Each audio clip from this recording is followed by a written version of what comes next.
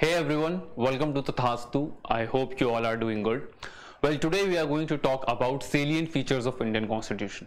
I know most of you want to become a civil servant. Actually, all of you want to become a civil servant.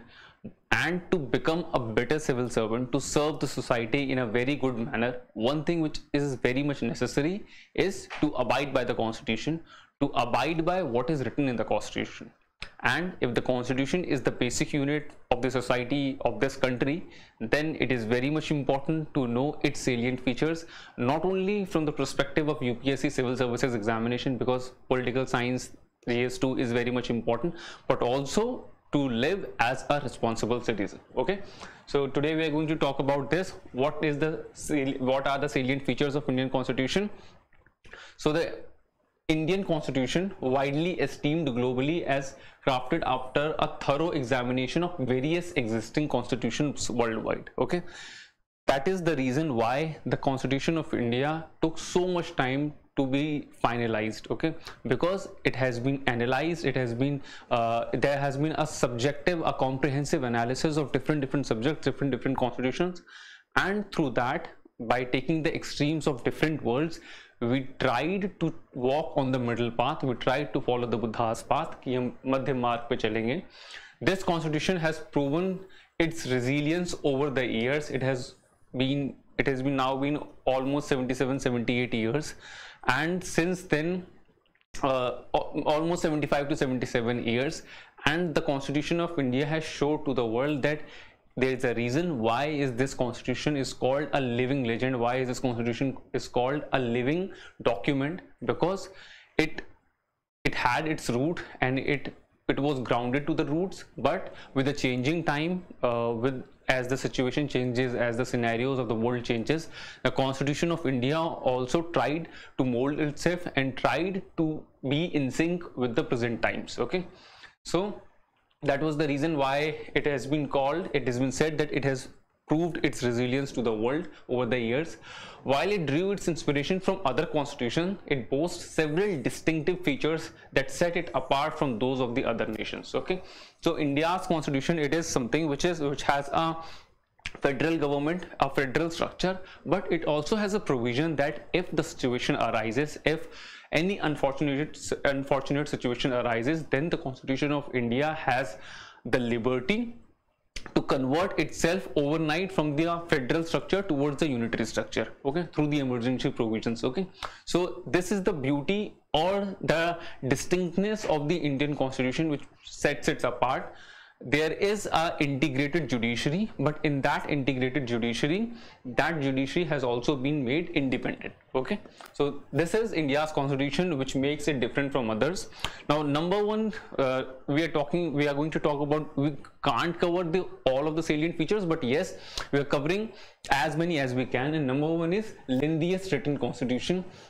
Now, it has been said that India's constitution is one of the lengthiest constitutions, and India's constitution is a written one. Like, there are two types of constitution. One is written, like the USA's constitution, and another one is the British constitution, which is considered the unwritten constitution. That is the reason why so many amendments have been made possible in the British constitution. Okay, so the India's constitution is a written one, holding the distinction of being the lengthiest written constitution globally. Okay, the Constitution of India stands out for its comprehensiveness, for its details, and its thoroughness. Okay, now, because India is so vast, because India is big, and because there are several reasons, so there was a requirement to explain the point, to explain the features of which are written in the Constitution in very detail, in a comprehensive manner, in a thorough manner. And to do that, why this was a requirement? This was not the option. We had to do this because to justify the vast size and the diversity of the India. Okay, so India is big. India is, rather than not only big, India is also very much diverse.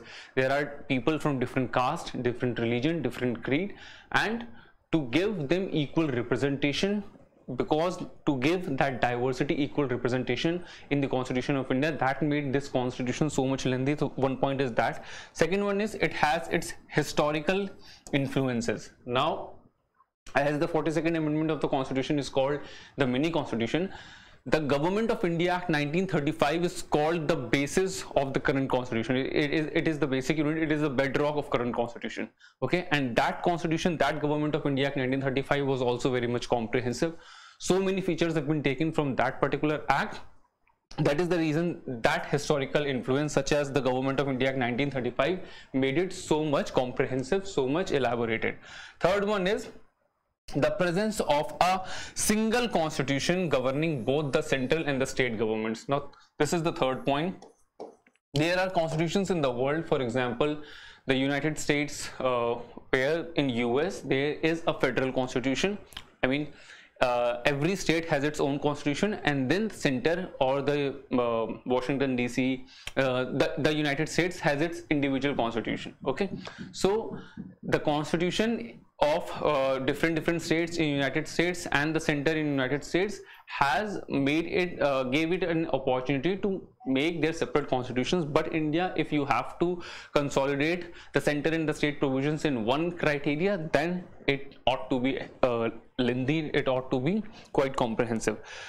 Fourth one is legal luminaries, some legal experts. Now we all know that the freedom fighters of India, be it Mahatma Gandhi, Sardar Vallabhbhai Patel, Jawaharlal Nehru, Rajendra Prasad, majority of them belonged from the legal background. Okay, and P.R. Ambedkar. So everybody had their own idea, they had their own understanding of the constitution, of the legal language, and that legal language, that legal sense made it quite lengthy, made it quite comprehensive. Okay, so this is the fourth point. There are these are the four different points which have been which are considered the factors which led to the writing of such a lengthy constitution. Okay, second point is diverse source. Now the Indian constitution is derived from different sources. Okay, so the Indian constitution has incorporated elements from various origins, including other countries' constitution and the Government of India Act 1935. Okay, so these were the two sources, two basic sources from which the Constitution of India derived itself. Now, few examples are structural framework borrowed from the Government of India Act 1935. Okay, so the structural framework of India's constitution has been borrowed from Government of India Act 1935, but the other concepts, every concept, this is just an example, like the procedure established by law. Okay, there are two things: due process of law and procedure established by law. Procedure established by law means you have to follow the procedure. Whatever is written, you are supposed to follow that written document. Okay, that has been taken from a country. I'm going to ask this, it has been taken from which country? Okay, please comment it down. It is from the Asian country, one of the Asian countries only. So other few examples are the concept of independent judiciary, or the concept of fundamental rights, or the idea of preamble. Everything was taken from the US Constitution. From USSR we took the idea of fundamental duties. Okay, so there was different idea, and we tried to tailor everything according to our needs. Okay, so the Indian Constitution makers ensured that the borrowed features were adapted to suit the specific conditions of India. Okay, and there is an example also. While India adopted the cabinet form of government from the UK, the Indian cabinet does not possess the same level of supremacy as UK's cabinet. Now, the UK, the kind of supremacy UK's cabinet possesses, there is an example, there is a saying that if the UK parliamentarians want, they can really change the gender of a person. Okay, they are so powerful.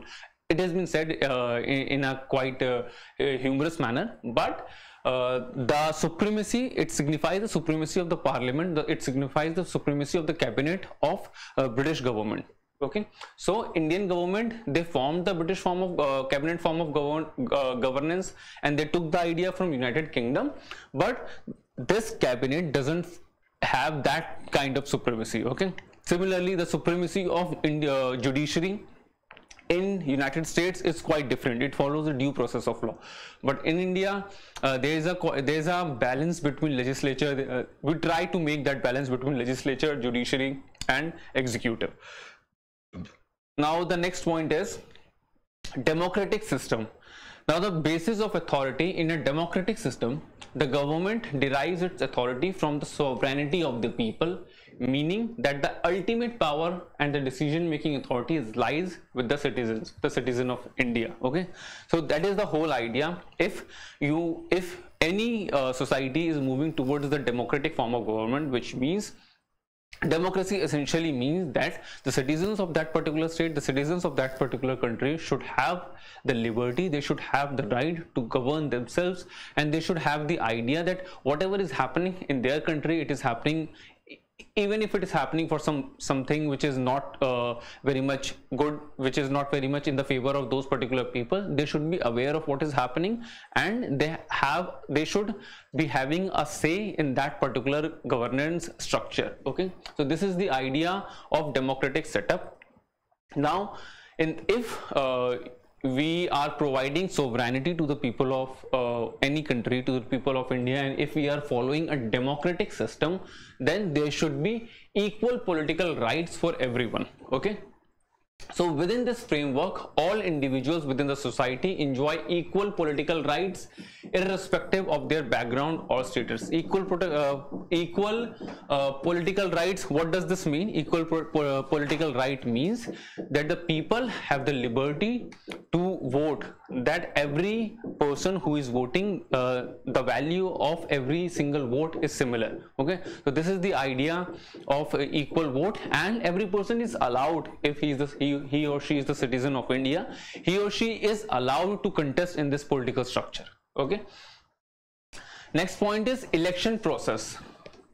The democratic system ensures that the free, fair and periodic elections are conducted to select and establish governments, allowing citizens to choose their representatives and leaders through a voting process. Okay, so there is a process, and in our democratic setup we choose our representatives, and there should be a structure which needs to be followed, that if we are choosing those representatives, if we are choosing these people to represent us, then we should also have the right, we should also have the liberty to remove them as and when required, if it completes the stipulated time period. Okay, so that is why it has been said that there should be a free, fair and periodic election, कि 5 साल में जब भी सरकार वापस बनती है, तो we should have that idea कि we should be in the position to judge them, we should be in the position to choose them if they have done something good, and if they are not doing good, then we should have the right, we should have the liberty to not choose them or to choose an alternative. Now, the another point is the federal system with the unitary bias. Okay, so as I've said that Indian constitution followed the middle path, that there is a federal structure, every state has its own representation, but if the situation arises, we'll talk about the situations, different kind of situations which could lead to a unitary system, unitary type of settlement for a temporary time period. Okay, so the term federation is not explicitly used anywhere in the Indian constitution. Now this is very much important, this particular statement, because there is a tendency, it has been seen that UPSC has been constantly asking these type of questions, that whether the basic structure of the constitution, is it written into the constitution or not, whether this term, the federation, is it written in the constitution or not. Okay, so please be aware of these kind of statements. Number 2, the Article 1 of the Constitution described India as the union of states, emphasizing a federal aspect. Okay, so union of state, what does it signify? It signifies that whatever the number of states are there into any country, into India, if it is a union of state, means all the states they came together and they formed India. Okay, so it has been said, although there are different stories, but we follow constitutionally, we follow this line. Okay, the union of states. The federal feature, the constitution incorporates federal elements including 2 governments, that is the central government and the state government. There is a government in center, for example the BJP, which rules at the center, and then there is Mamata Banerjee government in West Bengal, there is Arvind Kejriwal government in Delhi.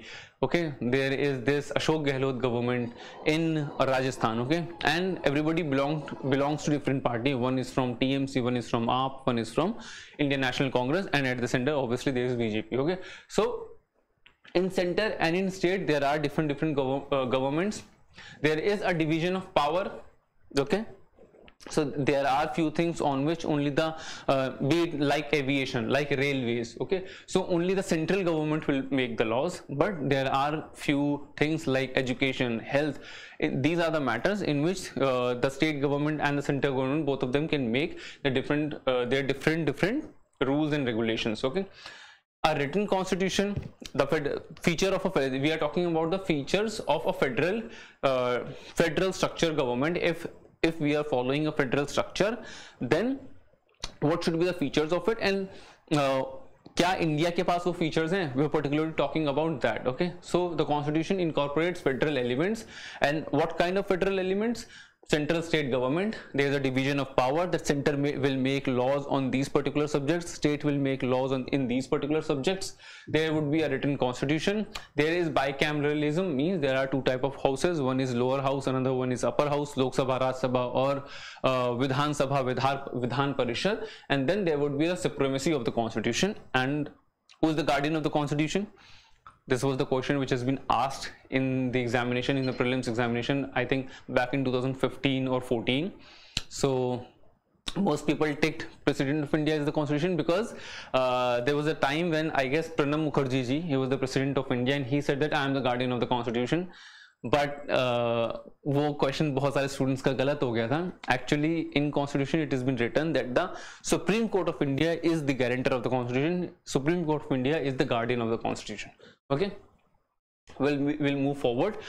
Now this is the federal feature. These are the federal features. As we said that the that one aspect is that the Indian constitution is federal and it has a unitary bias. Okay, now the federal, we are talking about the federal feature. We have talked about the federal feature. There are features, we follow some features which are considered federal. Now these are some features which are considered unitary. Okay, they are non-federal. So India also exhibits unitary or non-federal characteristics such as strong central government. So we have a strong central government. If the center wants, then under Article 356 of the Constitution, we can the center can impose state emergency into the states. Center is powerful. A single constitution for this entire country, we have that. We have a single citizenship, an integrated judiciary. So we have this integrated judiciary where there is a Supreme Court, then there is a High Court, and below it then there are local courts. So the integrated judiciary, the existence of All India services. Now All India service has also been called an idea which is quite unitary in nature. All India service, for which you all are aspiring, because the first Home Minister of India, who was the Home Minister of India? First Home Minister of India, Sardar Vallabh भाई पटेल जी. So he said that कि अगर पूरे हिंदुस्तान को एक सूत्र में, एक धागे में पिरोना है, so we need some people who work at the steel frame of this country. IAS is considered that, and for that All India service was introduced in India. Okay, emergency provisions are there that grant significant power to the central government during the crisis. Okay, and because of these emergency powers, the government has that liberty to convert the federal structure into the unitary one. Okay, let's move forward. Another significant feature is rigidity and flexibility in the Indian Constitution. Now what is rigidity and how is the Indian Constitution is both rigid and flexible? So the Indian Constitution does not fall into the extreme categories of being rigid as seen in the United States. Now United States is considered very rigid, where the amendments are challenging to pass, nor is it entirely flexible as in Britain, where the constitution can be altered very much easily. As I've said that the cabinet is super powerful in Britain, and then here is United States, where amending a single provision is very much difficult. Okay, so this United States, it got its constitution in 1789, it got independence here. Okay, and since then it is almost more than 230 years, so almost 235 years, 234 to 35 years. And since then, would you guess how many amendments have been made since last? Up to 250 साल हो जाएंगे, 10-15 साल में. How many amendments have been made? So it's less than 30. Okay, it's around 27-28.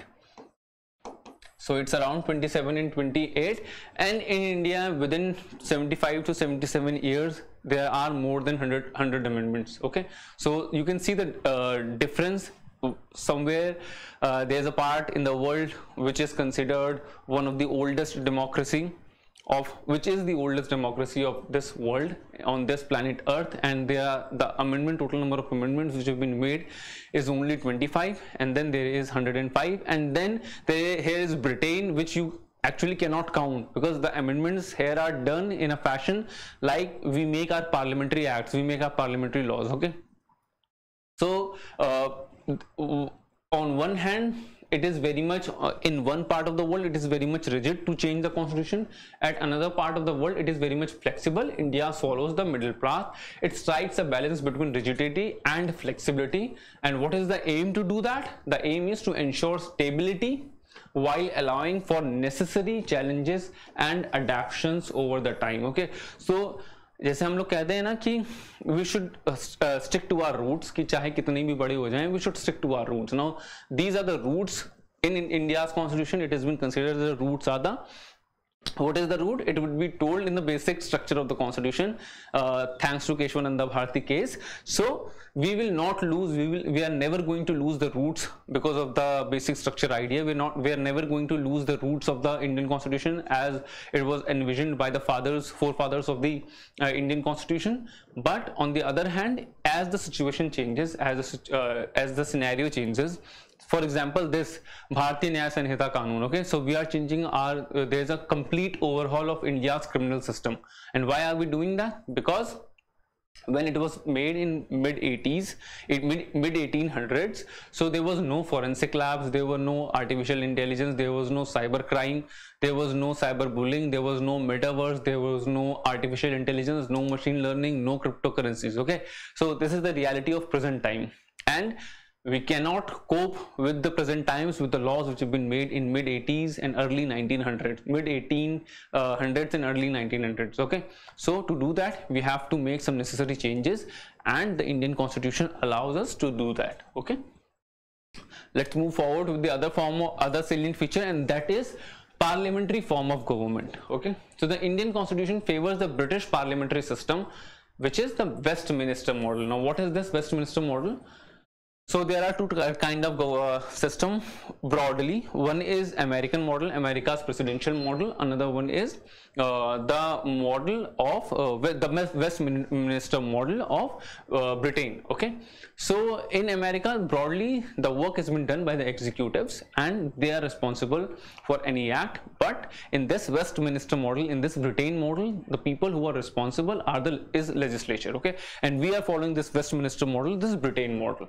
Okay, so both the central and the state governments in India are structured according to the parliamentary system as outlined in the constitution. The prime minister and the chief ministers of India are responsible with their cabinet to the government. Okay, and if they lose the confidence, then they'll lose the government.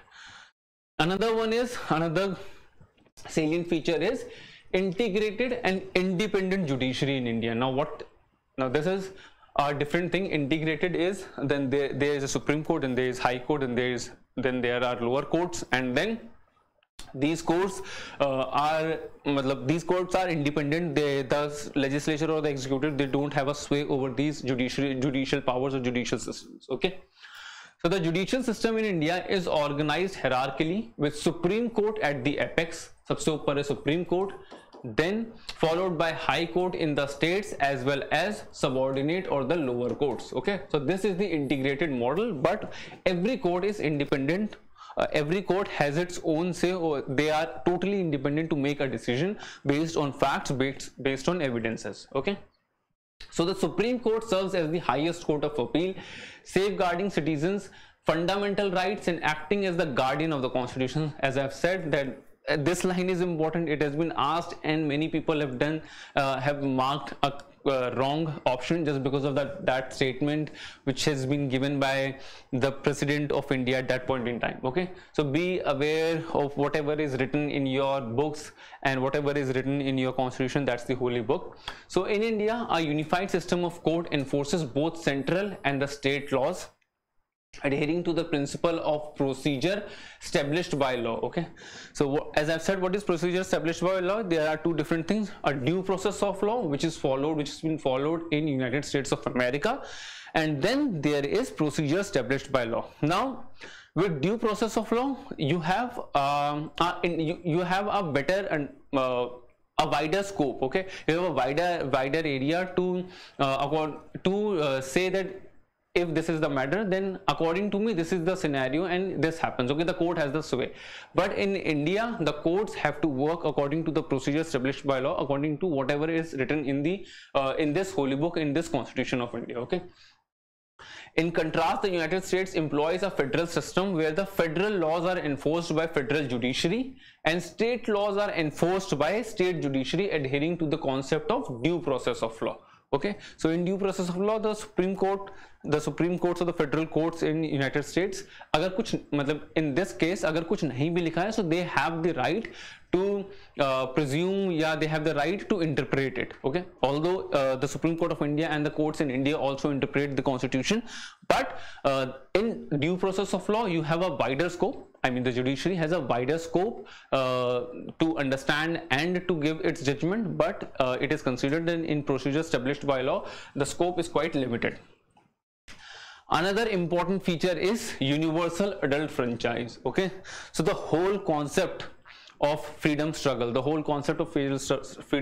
was that we want a government, we want people who are there to govern us, who are there not only to govern us, but they are there to represent us, and we should have a say in our government. And how could we have a say? हम सब तो जाके minister बन नहीं जाएंगे, so we could have a say by electing those representatives. Okay, now earlier there was an idea कि जिसके पास इतनी जमीन है, only these people are able to select the people. Okay, but now in today's time there is universal adult franchise, and with that every individual has an equal right, every vote has an equal value. Okay, so back in 1989, the voting age in India was lowered from 21 to 18 years through the 61st Constitutional Amendment Act of 1988. Okay, so the universal adult franchise is the fundamental principle governing elections to the Lok Sabha. And this line is important क्योंकि ये भी एक बार already पूछा जा चुका है. This has already been asked in the examination. Okay, so please इसको remember, इसे याद कर लेना. The universal adult franchise is the fundamental principle governing election to the Lok Sabha and the state legislative assemblies. Okay, universal adult franchise is every individual above 18 is allowed to go, and every vote has equal value. Earlier the age was 21 years, but with the amendment in 1889, with the Amendment Act of 61st Amendment Act of 1988, it has been said that the age would be lowered from 21 to 18 years. It grants all eligible adult citizens the right to vote regardless of age, regardless of gender, regardless of caste, religion, or any other factor. Okay, so nothing would be considered except you should be a citizen of India, you should be a law-abiding citizen of India, and with 18 years of age you will be allowed to elect the government, and you are considered smart enough that you would be able to decide that who is competent enough to run the country, to govern the country. Okay, let's move forward. Another significant point, another significant aspect of Indian Constitution is single citizenship. Okay, so in India the concept of single citizenship is in effect, meaning that all citizens enjoy the same political and civil rights through the entire country. Okay, in contrast, United States follow a system where each person is not only a citizen of USA as a whole, but also citizen of the specific state to which they belong. As I've said earlier also, that in India you are only a citizen of India. There is no concept of being a citizen of West Bengal, citizen of Rajasthan, citizen of Gujarat. But in United States of America, there is a provision that you could be a citizen of United States. You are a citizen of United States, and then you have to be a citizen of that particular province or state in which you are living, be it Pennsylvania, Florida, New York, or any other state. Okay, so this dual citizenship structure means that the certain rights and responsibilities can differ between states within the USA. Okay, कि USA के अंदर ही जो भी situation है, जो भी dual situationship है वो रहेगी। Another point is emergency provisions in the Indian Constitution. Now the purpose of these provisions is to ensure the protection of the sovereignty, unity, integrity and security of the country, as well as the democratic political system and the constitution itself. Okay, so what is this? What is the idea of emergency? The idea of emergency is considered quite negative, but the reason which has been given is very much positive, and the reason is to protect India's sovereignty, to protect the unity of India, the integrity of India, and to uphold and to secure the country, to uphold the security of the country, as well as to secure the democratic political system and the constitution of India itself. Okay, तो constitution को बचाने के लिए, to save the democratic setup, to uphold the sovereignty, integrity, unity of India, if it is required to put the emergency provisions in place, then it is very much okay to do that. Okay, now there are three kind of emergencies. We are going to quickly look onto that, then we'll discuss it in further videos which will make specifically on emergency provisions. Now one is national emergency. So article 352 says that this type of emergency is declared due to the threats to the security of India caused by war, external aggression and armed rebellion. Okay, so these are the three things. Because of that it would be done. Now this armed rebellion, it has been changed. Earlier it was internal aggression, but it has been changed to armed rebellion. Now second point is state emergency or the president's rule. Article 356, article 365 talks about that. Now the state emergency is imposed when there is a breakdown on the constitutional machinery in a state. Okay, if the state is not working properly, or if the ideas which have been followed in the state are considered somewhere against the idea of India, or against something which the center wants is not happening, which the center wants for the good of the India. If that is not happening, then the central government is allowed to put the emergency provisions in that particular state, and it would be considered that if this is not happening, so there is a breakdown of constitutional machinery in that particular state. It allows the president to assume control of the state's administration through the governor. Okay, so the governor, which sometimes has been called a rubber stamp and everything, with these provisions, if the president rule has been imposed in the state, then that governor would become super powerful. Okay, and the governor would govern that particular state. The third kind of emergency is financial emergency. Now what is financial emergency? It comes under article 360. Here's a quick question, that क्या कभी financial emergency India में लगाई गई है? Has it been imposed at any point in time? So the answer is no. There was a time in 1990s when India was going through a severe financial crisis, but until then, well, at that point in time also, these financial emergency provisions were not placed there. So the financial emergency is declared when the financial stability or the credit of the India is threatened, and there was a time in 1990s when it happened. It enables the president to issue the direction to the state to follow specific financial and economic policies.